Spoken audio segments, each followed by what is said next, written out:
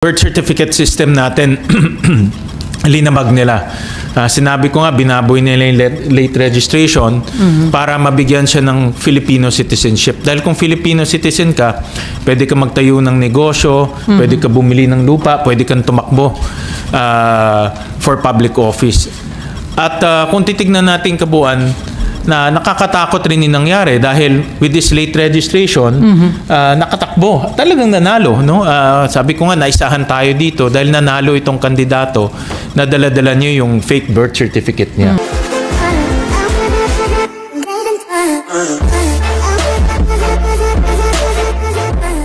Okay. So sir, tungkol dun sa na document na na-present nyo na posibleng ito yung tunay na identity ni suspended Banban Mayor Alice Guo. Sir, ano yung way para ma-validate na talagang siya yon?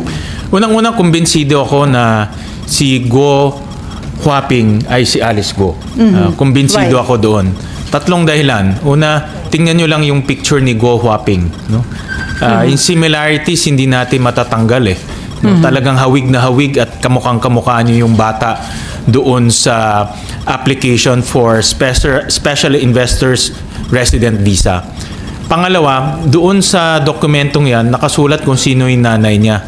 Si Wen Yilin. Yun yung sinasabi niyo before. Oo, na sinasabi natin sa mga naririnig namin information, si Wen Yilin ang nanay, biological mother ni Alice Guo. Doon sa application nila for Special Investors Resident Visa, nakasulat doon si Wen Yilin ang kanyang mother. At yung address ni Wen Yilin doon ay the same address na nasa Valenzuela. Nakasulat doon 58 T. Santiago Street, Valenzuela. Yun ang exactly the same address na nakalagay sa incorporation papers ng mga Guo families. No? T. Santiago Street, Valenzuela City. So, yung papel sa Special Investors Resident Visa at yung mga incorporation papers nila, tugma yung address. So, ibig sabihin, consistent si Wen Yilin nakatira doon sa Valenzuela address. At pangatlo, kung titignan natin yung kabuuan na storya, dahil dumating dito si Guo Huaping ng 13 years old, talagang wala silang maipapakitang birth records at walang maipapakitang school records. Kaya nagsinungaling sila doon sa birth certificate dahil wala nga maipakitang records eh. So, ang naging daan nila para mabigyan siya ng Filipino citizen o Filipino citizenship ay yung peking birth certificate na nagsinungaling yung kanyang tatay at sinabi niya na Filipino siya, Filipino si Amelia Leal, therefore Filipino si Alice Guo. No? So, in other words, pag titignan mo yung kabuuan storya, parang ngayon lumilinaw na kung bakit pineke yung kanyang birth certificate.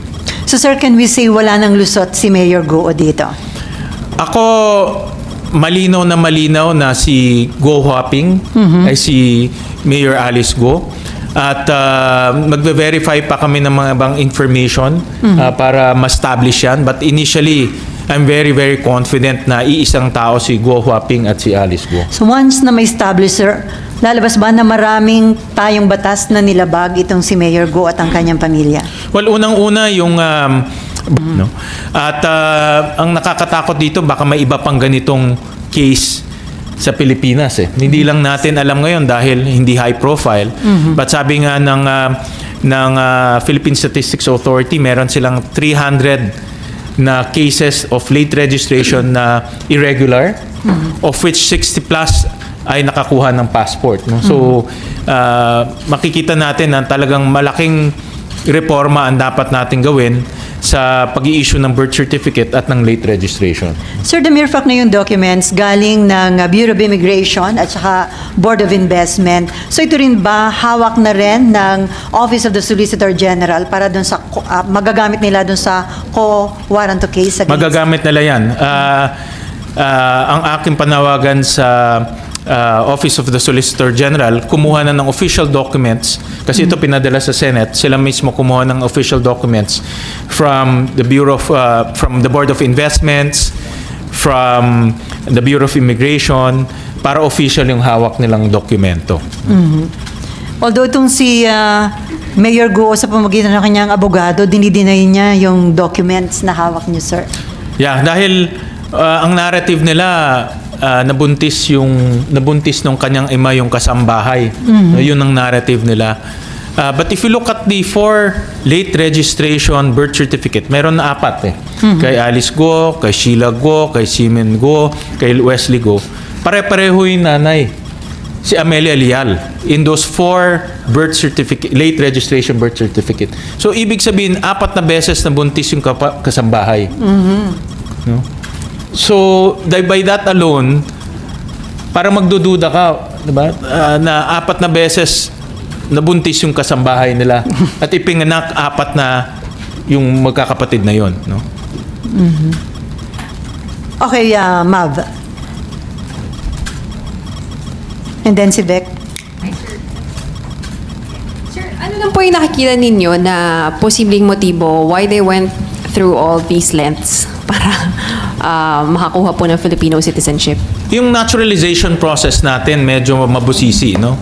For obvious reason, gusto nating yung mga dayuhan na gusto maging Pilipino, gusto natin masigurado na may contribution sila sa ating bansa at magiging mabuting mamamayan sila ng ating bansa. So may proseso dyan, no? Judicial, administrative, and legislative.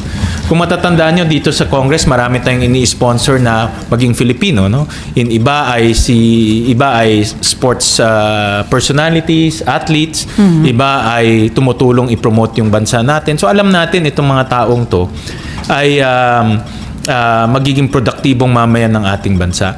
Tinignan rin namin yung lahat ng legislative naturalization process for the last ilan years? 20 years?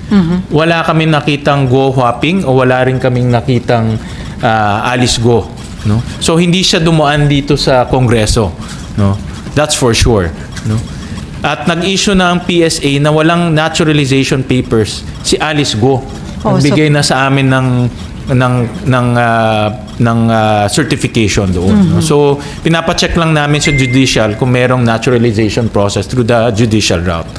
But, yan kasi mahirap eh.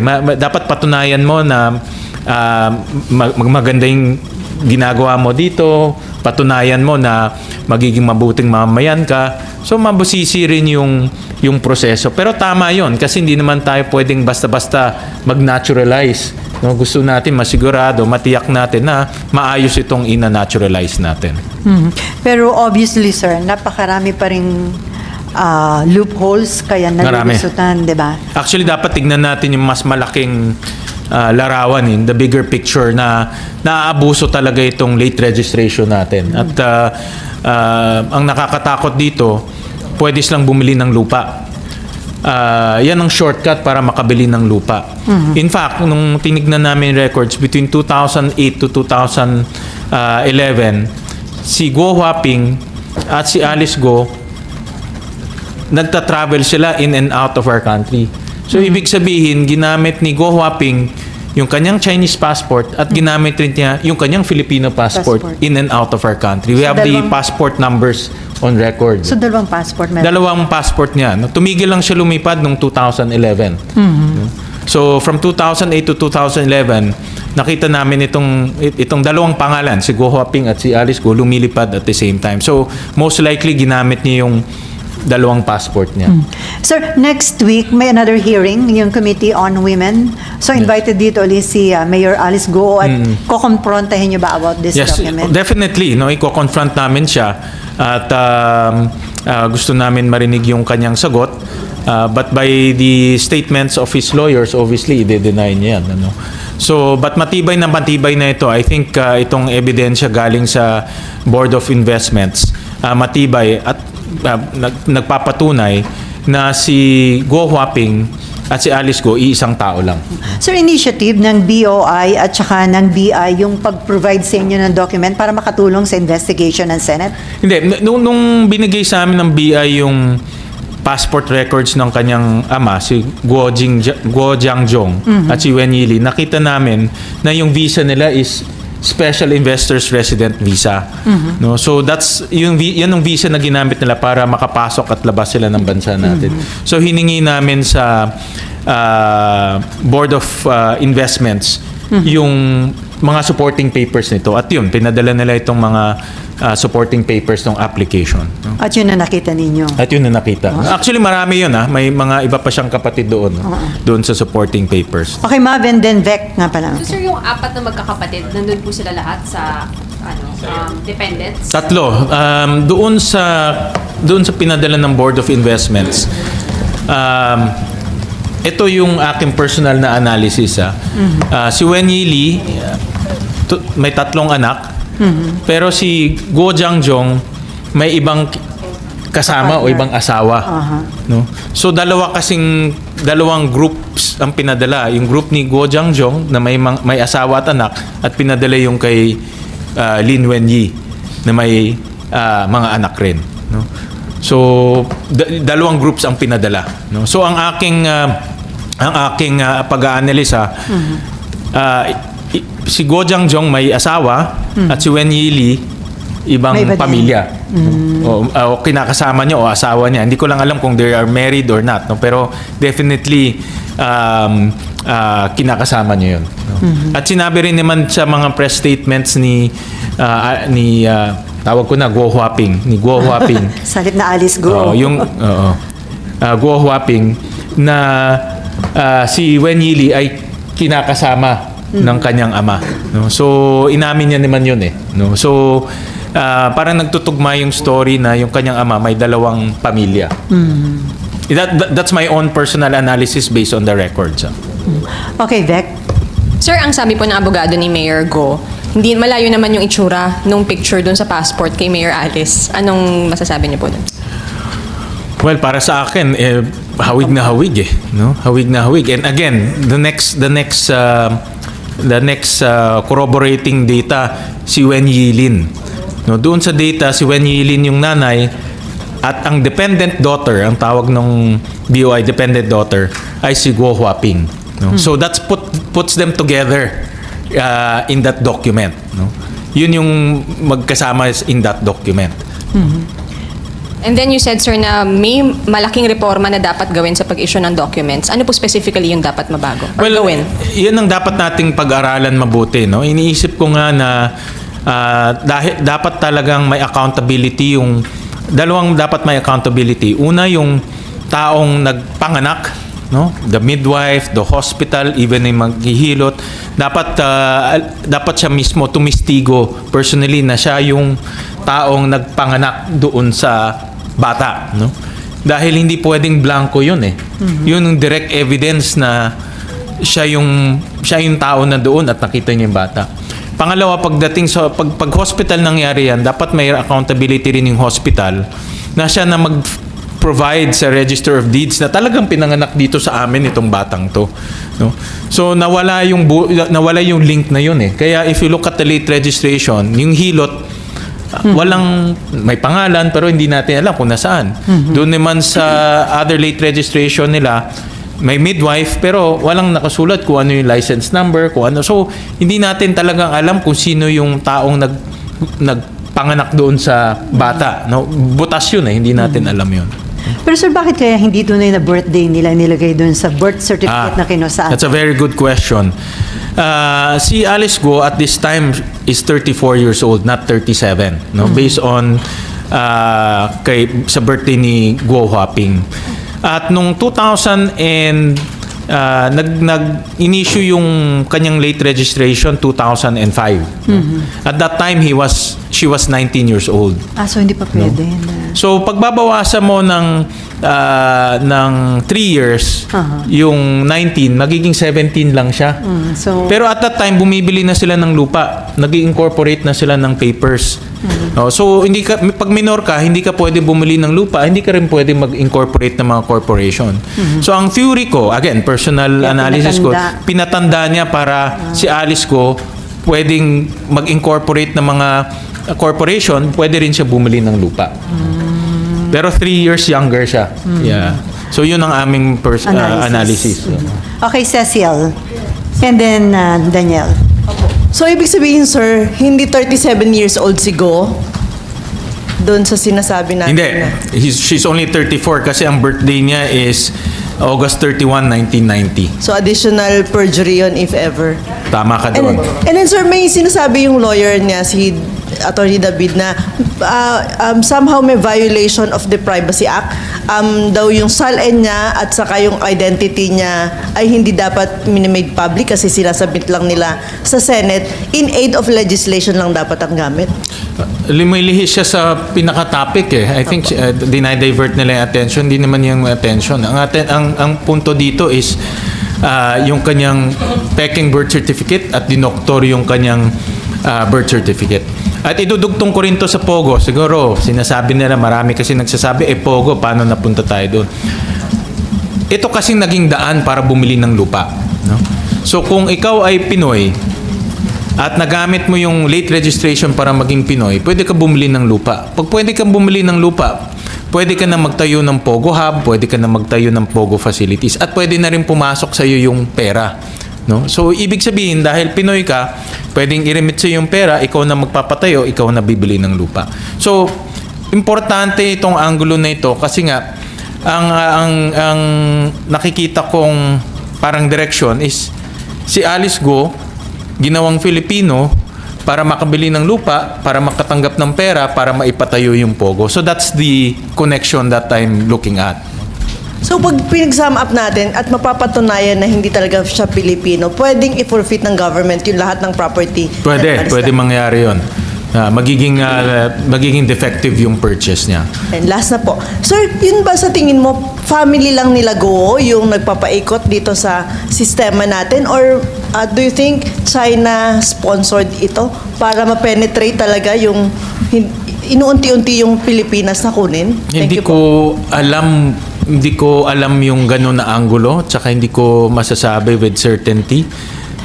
But right now, everything is possible dahil nga with this late registration, kahit sinong dayuhan, no? Ikaw pwede kang maging Hapon, pwede kang maging Koreano, pwede kang maging Nigerian, at dumaan ka dito sa late registration. No? At ang sinasabi ko nga, kung magiging automatic Pinoy ka through late registration, pwede kang bumili ng lupa. No? Yun ang medyo dapat natin tignan mabuti. Dahil pag bumili ka ng lupa, pwede ka na magpatayo kung anong gusto mong ipatayo. Okay, thank you. And then Daniel and then Marlon. Hi, sir. Ako po yung Dino staff. Sir, hingi ko Lagi lang. na, ba yun? nasa likuran niyo, sir. Kala ko si ano yun eh. Ang daming article Si Senior Aguila. Sir, hingan ko lang po kayo ng reaction. Sinabi po nung company Mayor Go, parang they are still inclined na tumakbo sa 2025.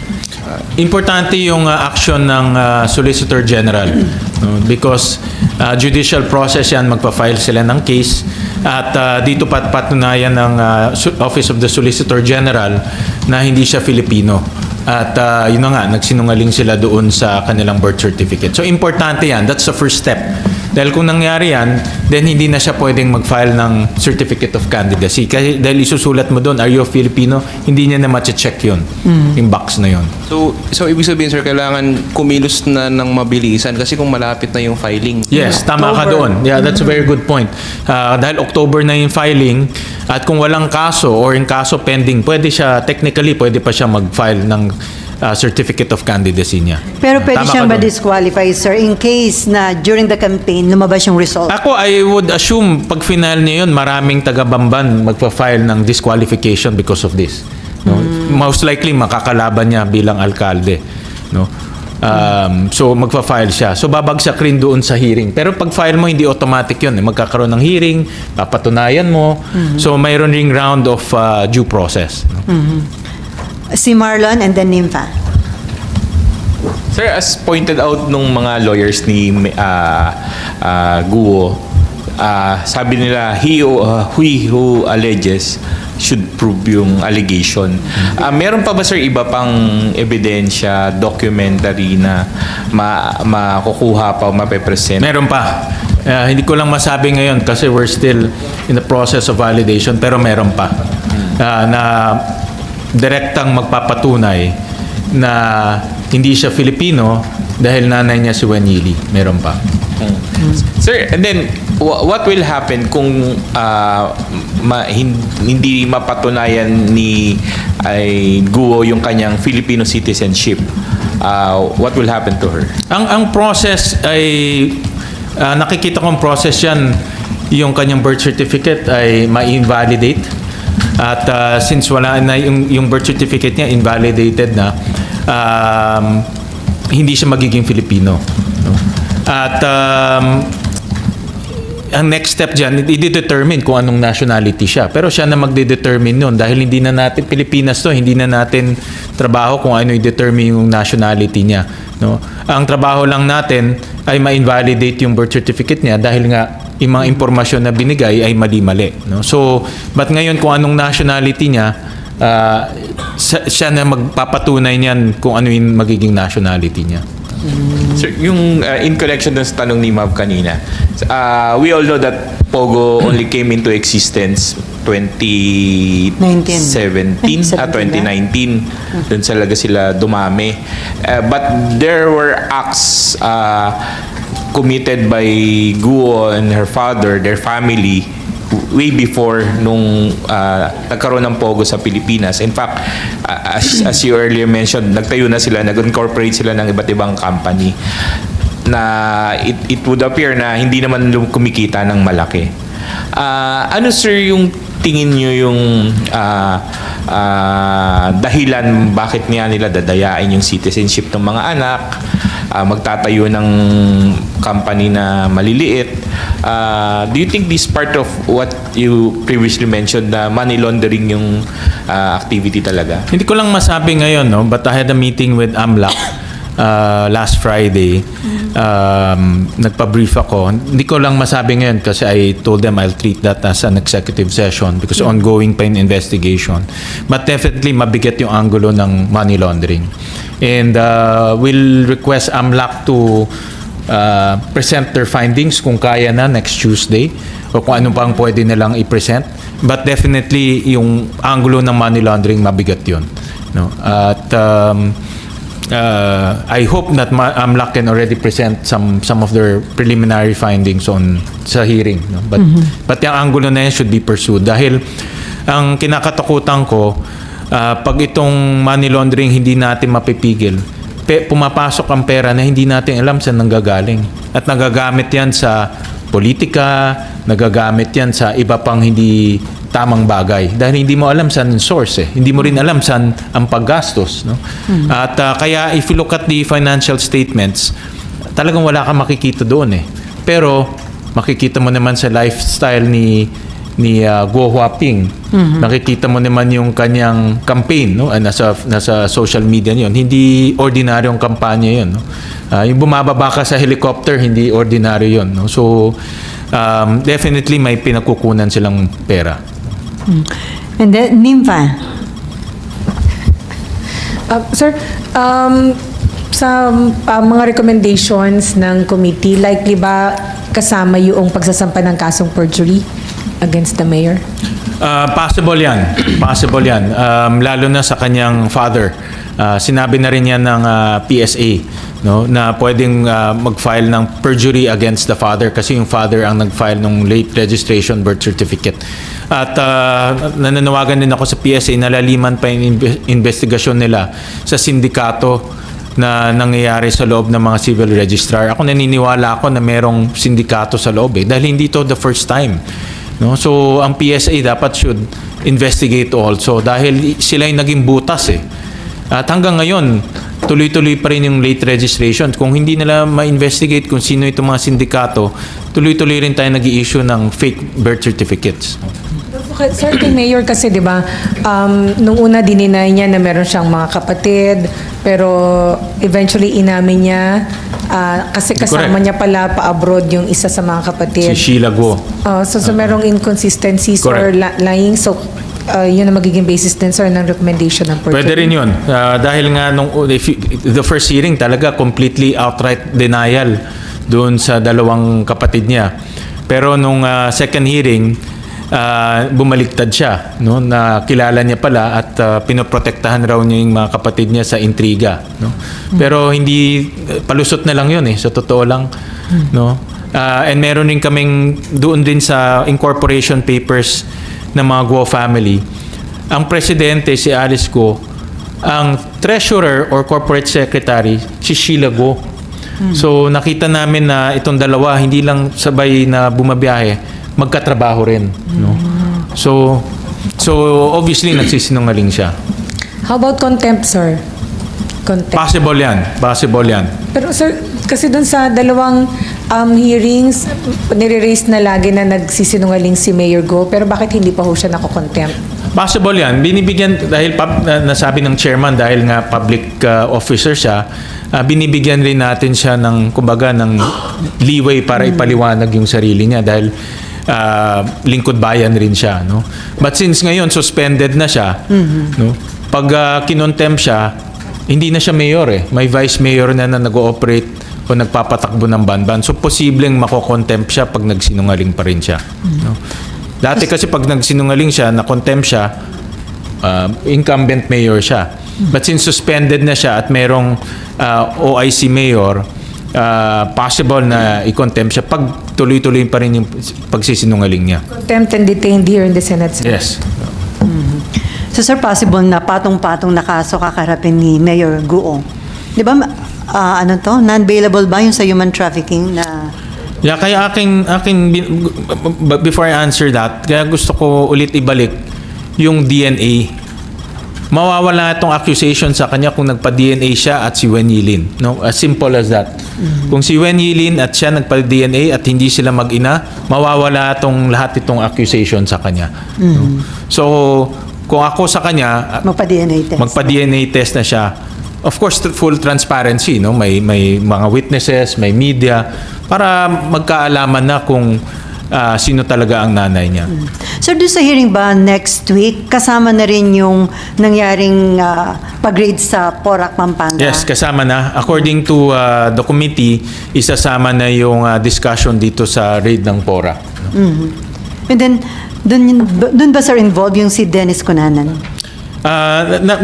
Nabasa ko lang sa statement ni Senator Risa, being the chairperson, siyempre siya ang may call kung imbitahan si Dennis Cunanan, but nabasa ko na imbitahan siya, no? Dahil nga naging consultant siya sa Lucky South 99 at if I'm not mistaken sa Hongsheng, naging consultant siya. Both of which connected sa human trafficking, scamming, and torture.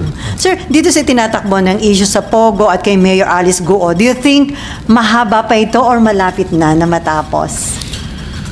I hope na malapit na matapos dahil makikita natin hindi lang human trafficking, scamming, torture ang nangyari, pati yung pag-aabuso sa proseso at sistema natin sa late registration. Nakahanap ng butas itong mga criminal syndicates eh. Kung hinayaan natin sila at wala tayong gagawin sa late registration natin, magiging Pinoy ang mga sindikatong yan. Hindi malayo na magiging Pinoy sila kasi nakakita sila ng butas eh. At ang late registration, LGU ang nagpapatakbo niyan. So we're talking about 1,600 civil registrar na pwede nilang puntahan at suhulan. No? Dahil anywhere pumunta ka doon, pwede kang i-issuean ng late registration birth certificate at automatic magiging Pinoy ka. Okay, last two question, Marlon and then Nina. Sir, doon sa research nyo, meron din ba kayo nakitang similar information and